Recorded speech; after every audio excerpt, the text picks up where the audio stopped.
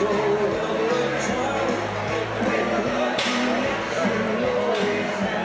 mensen die genieten er al even van counterdoors en dat, ja, we zijn volop onderweg. Ja.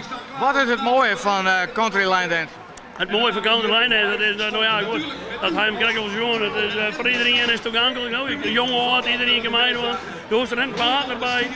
Nou, dus dat is het mooie van counterline. En de muziek is natuurlijk hartstikke leuk. We hebben een opzwepende muziek. Dus ja, de mensen die praten mooi. Een stapje naar voren en een stapje naar achteren, hè? Een stapje naar voren, een stapje naar achteren en natuurlijk nog even rooks. En ja, het is van alles wat. Hè. En de muziek die maakt het echt mooi? De muziek die maken het echt, ja, die maken het natuurlijk nog een extra stukje extra mooi. Ja. Ja.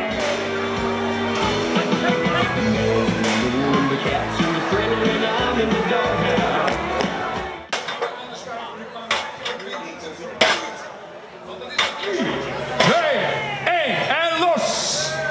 Eerste deelnemers. Ja. Je hebt meegedaan. Wat vond je het zwaarste onderdeel?